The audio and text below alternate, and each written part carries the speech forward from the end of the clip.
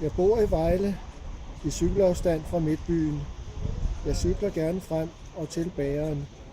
Cykler tit på indkøbstur og fylder min cykelkurv med friske dagligvarer. Min bil er blevet hjemme i dag.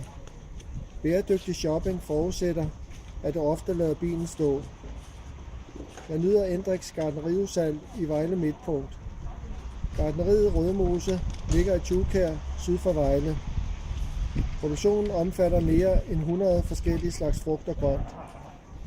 Gartneriets egne husdyr leverer gødning til produktionen. Bæredygtig shopping er en landsdækkende udfordring. Jeg foreslår, at vi årligt præmierer 98 butikker, en årligt i hver kommune. Butikker med egenhændig produktion er globalt og lokalt set bæredygtig virksomhed. Den slags butikker leverer unikke varer af højeste kvalitet. Uundværlige er ikke mindst byens lokale gartner, fiskehandler, slagter, bager og cykelsmed.